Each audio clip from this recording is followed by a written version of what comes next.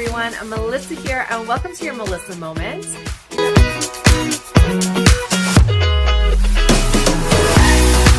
Hello, everyone. Melissa here. Welcome to your Melissa Moments, and welcome to Turn the Page Thursday. We are reading Stephen King, You Like It Darker. This is a book of short stories. We finished the first story in the book last week, and we have a new story starting, and I believe it's a short enough story that we should be able to finish it all today. So I'm very excited about it. We are using a new laptop for filming. Isn't that exciting? Now, I have had a few little glitches. Not sure if it's user error or what. So hopefully this film's okay. So it looks like we're doing all right so far. Let's jump into the story and see how this one is compared to the first one. I really liked the first story, actually. So we'll see. We'll see how this one is. This one is called The Fifth Step. See what happens. I do also have my beverage here. This is the first Starbucks of the year, guys. I made it pretty far into January without getting a Starbucks.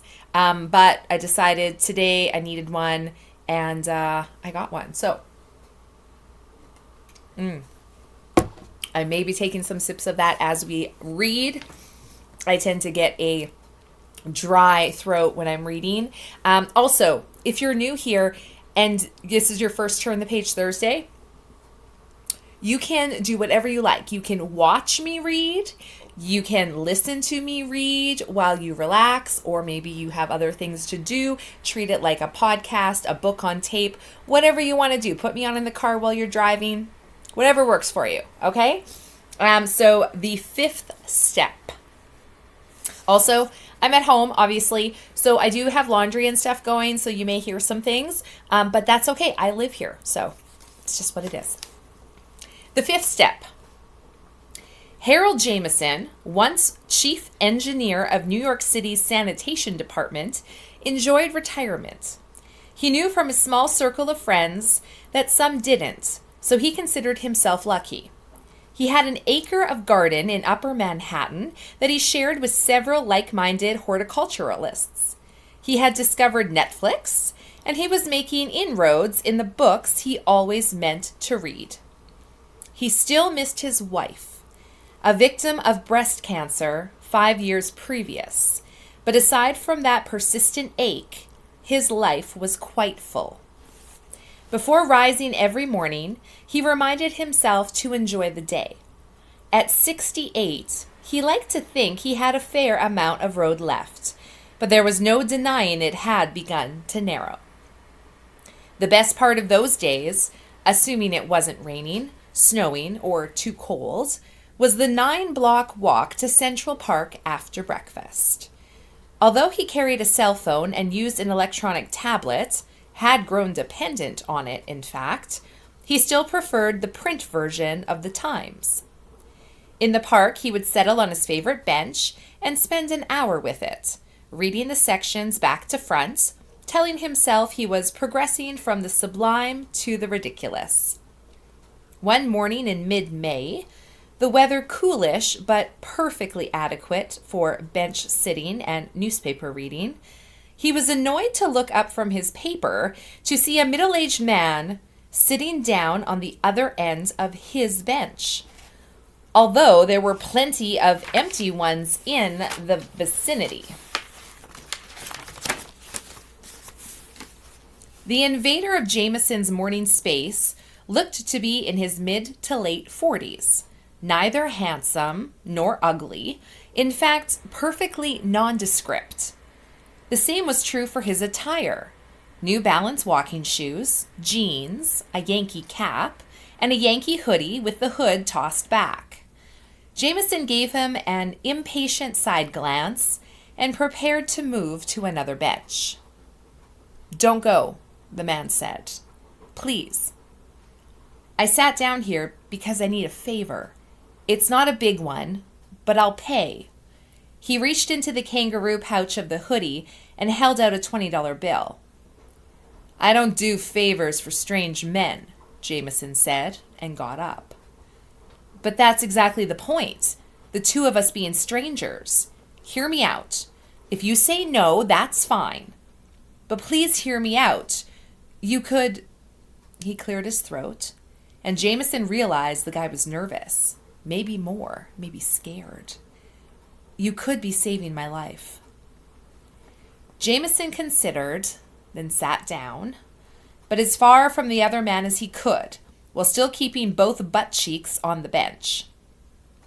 "I'll give you a minute, but if you sound crazy to me, I'm leaving. And put your money away. I don't need it and I don't want it."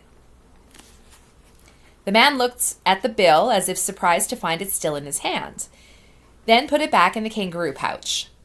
He put his hands on his thighs and looked down at them instead of at Jameson. "I'm an alcoholic. 4 months sober.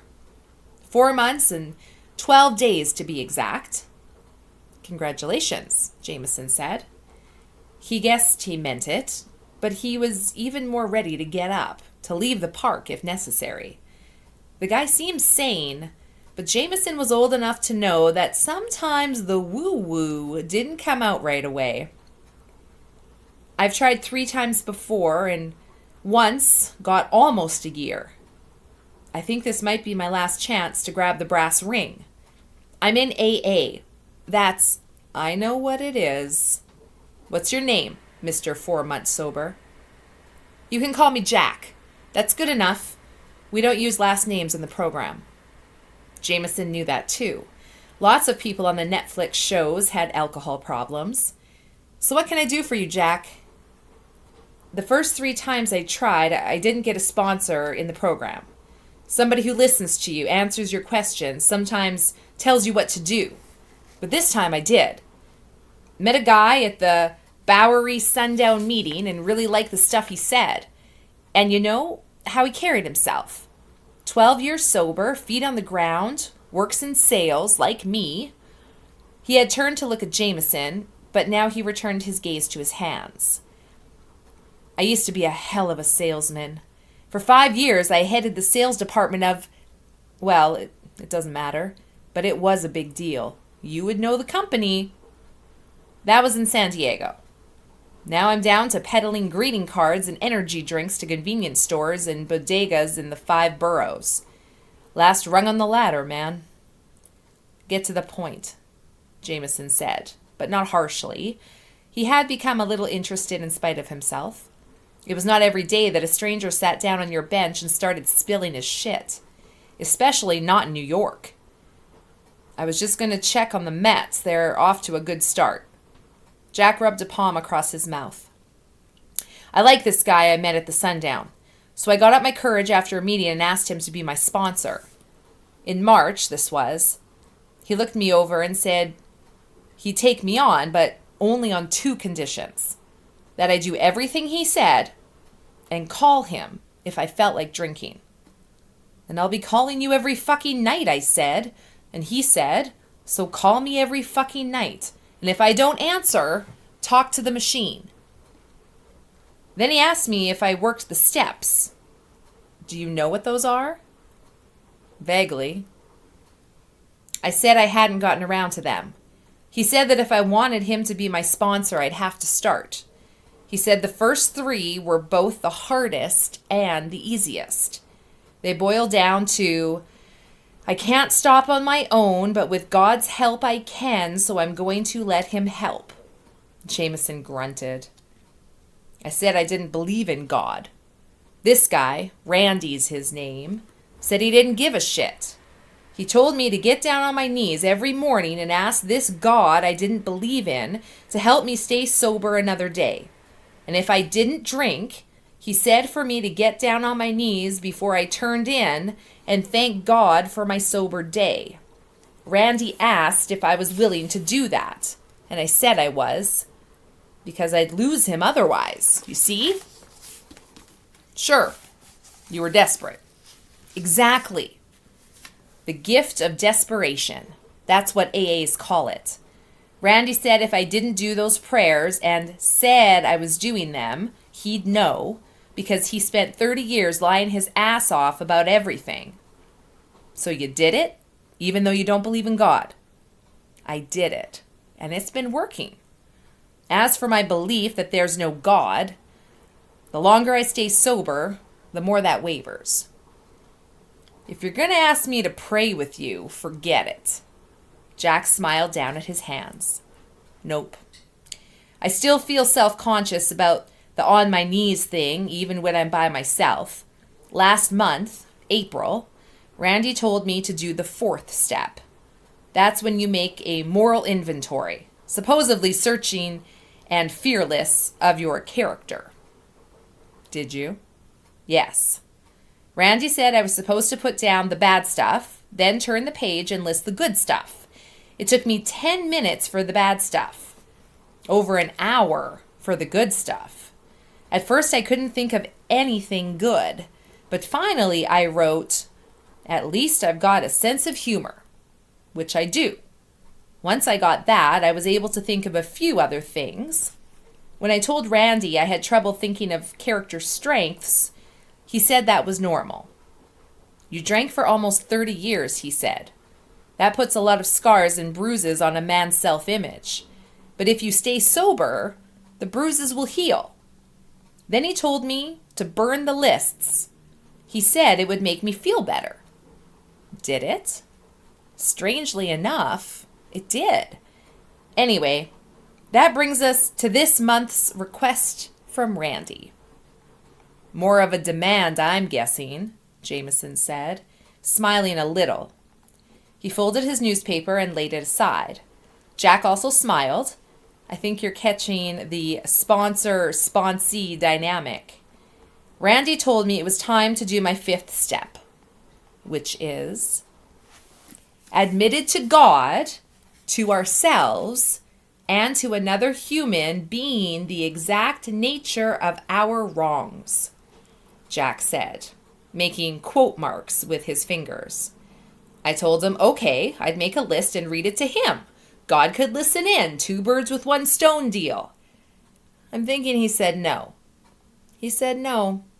He told me to approach a complete stranger. His first suggestion was a priest or a minister, but I haven't set foot in a church since I was 12, and I have no urge to go back.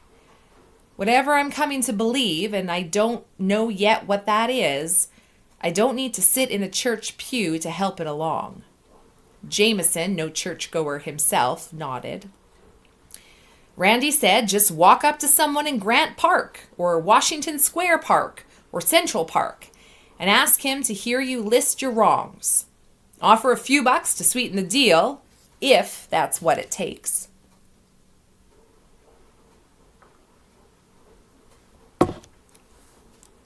Keep asking until someone agrees to listen. He said the hard part would be the asking part. He was right. Am I... Your first victim was the phrase that came to mind, but Jameson decided it wasn't exactly fair. Am I the first person you've approached? The second. I tried an off-duty cab driver yesterday, and he told me to get lost. Jameson thought of an old New York joke. Out-of-towner approaches a guy on Lexington Avenue and says, "Can you tell me how to get to City Hall, or should I just go fuck myself?" He decided he wasn't going to tell the guy in the Yankee gear to go fuck himself. He would listen, and the next time he met his friend Alex, another retiree, for lunch, he'd have something interesting to talk about. Okay, go for it. Jack reached into the pouch of his hoodie, took out a piece of paper, and unfolded it. When I was in 4th grade, if this is going to be your life story, maybe you better give me that 20 after all. Jack reached into his hoodie with the hand not holding his list of wrongdoings, but Jameson waved him off, joking. Sure? Yes, but let's not take too long. I've got an appointment at 8:30. That wasn't true. And Jameson reflected that it was good he didn't have the alcohol problem, because according to the TV meetings he'd attended, honesty was a big deal if you did. Keep it speedy. Got it? Here goes. In 4th grade, I got into a fight with another kid. Gave him a bloody lip and nose. When he got to the office, I said it was because he'd called my mother a dirty name. He denied it, of course, but we both got sent home with a note for our parents. Or just my mom in case, because my dad left us when I was 2. And the dirty name thing? A lie. I was having a bad day and thought I'd feel better if I got into a fight with this kid I didn't like. I don't know why I didn't like him. Guess there was a reason, but I don't remember what it was. Only that set a pattern of lying. I started drinking in junior high. My mother had a bottle of vodka she kept in the freezer. I'd swig from it, then add water. She finally caught me, and the vodka disappeared from the freezer. I knew where she put it, on a high shelf over the stove, but I left it alone after that. By then, it was probably mostly water anyway. I saved my allowance and chore money and got some old wino to buy me nips. He'd buy 4 and keep 1. I enabled his drinking. That's what my sponsor would say. Jack shook his head. I don't know what happened to that guy. Ralph was his name. Only I thought of him as Wretched Ralph. Kids can be cruel. For all I know, he's dead, and I helped kill him. Don't get carried away, Jameson said. I'm sure you have stuff to feel guilty about without having to invent a bunch of might-have-beens. Jack looked up and grinned. When he did, Jameson saw the man actually had tears in his eyes. Not falling, but brimming. Now you sound like Randy. Is that a good thing? I think so. I think I'm lucky I found you. Jameson discovered he actually felt lucky to have been found. What else have you got on that list? Because time's passing. I went to Brown and graduated, but mostly I lied and cheated my way through. I was good at it. And here's a big one. The student advisor I had my senior year was a coke addict. I won't go into how I found that out. Like you said, time's passing. But I did, and I made a deal with him. Good recommends in exchange for a key of coke. Plus, of course, he'd pay for the dope. I wasn't into charity. Key, as in kilo? Jameson asked. His eyebrows went up most of the way to his hairline. Right. I brought it in through the Canadian border, tucked into the spare tire of my old Ford, trying to look like any other college kid who spent his semester break having fun and getting laid in Toronto. But my heart was beating like crazy, and I bet my blood pressure was redlining. The car in front of me at the checkpoint got tossed completely, but I got waved right through after showing my driver's license. Of course, things were much looser back then. He paused, then said, I overcharged him for the key, too. Pocketed the difference. But you didn't use any of the cocaine yourself? No, that was never my scene. I blew a little dope once in a while. But what I really wanted, still want, is grain alcohol. I lied to my bosses, but eventually that gave out. It wasn't like college, and there was nobody to mule coke for. Not that I found, anyway. What did you do, exactly? Massaged my cell sheets. Made up appointments that didn't exist to explain days when I was too hungover to come in. Jiggered expense sheets. That first job was a good one. The sky was the limit, and I blew it. After they let me go, I decided what I really needed was a change of location. In AA, that's called a geographic cure. Never works. But I didn't know that. Seems simple enough now. If you put an asshole on a plane in Boston, an asshole gets off in LA, or Denver, or Des Moines. I fucked up a second job, Not as good as the first one, but good. That was in San Diego. And what I decided then was that I needed to get married and settle down. That would solve the problem. So I got married to a nice girl who deserved better than me. It lasted 2 years, me lying right down the line about my drinking, inventing non-existent business appointments to explain why I was home late, inventing non-existent flu symptoms to explain why I was going in late or not at all.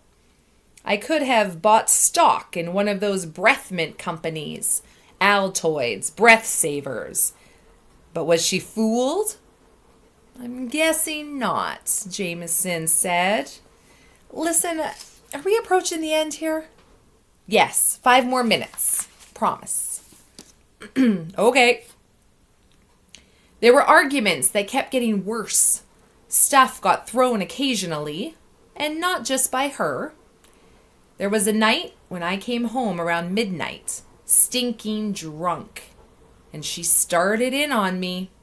You know, all the usual jabber, and all of it was true.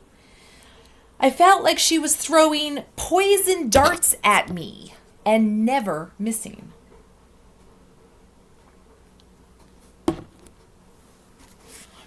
Jack was looking at his hands now.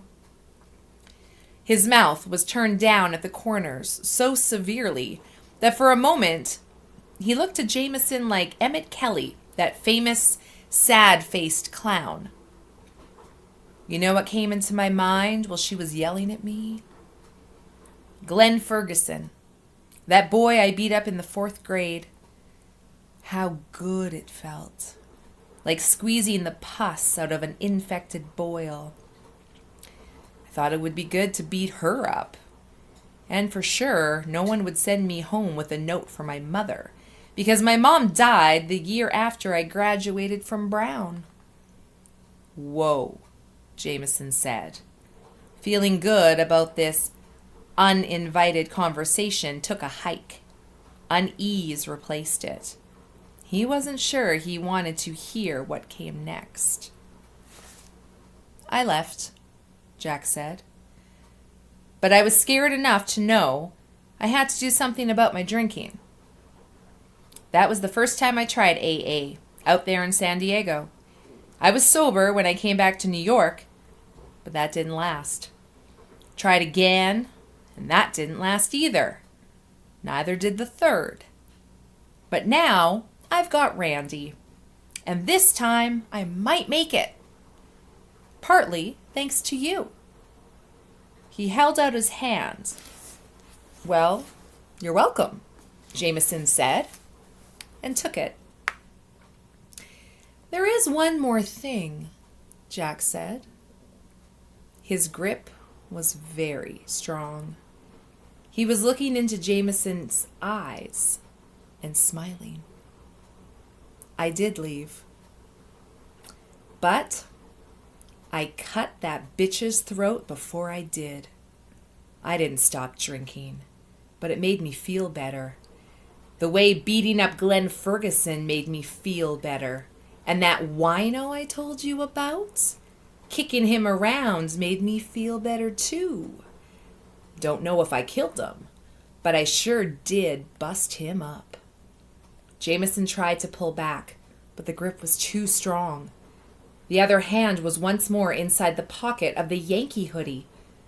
I really want to stop drinking, and I can't do a complete 5th step without admitting that I seem to really enjoy what felt like a streak of hot white light slid between Jameson's ribs.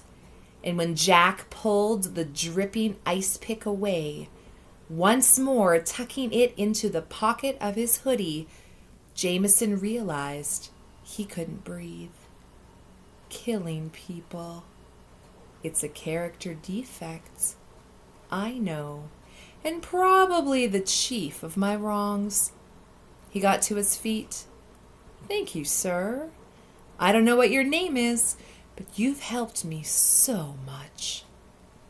He started away toward Central Park West, then turned back to Jameson, who was grasping blindly for his Times, as if, perhaps, a quick scan of the arts and leisure section would put everything right. "You'll be in my prayers tonight," Jack said. Well, I wasn't expecting that to happen. Okay, so what's the moral of this story? Don't talk to strangers. Don't go into Central Park. I've heard things about Central Park, but seriously. Wow. You know, I should have known by the title of this book, You Like It Darker, that all of these short stories would be dark. Okay, well, that is the second short story in our book, Stephen King, You Like It Darker. Next week, we're going to start in on the next story, which is going to be called Willie the Weirdo. Interesting. This one, I'm thinking, will probably be a couple days. Oh, actually, hang on. Nope. We might be able to get through that one all next week as well. It looks like a short story, very short story. So if you are liking these Turn the Page Thursdays, make sure you have subscribed and you click that notification bell because you will not want to miss next week's short story. As always, thank you guys so much for watching. We'll see you next time. Bye.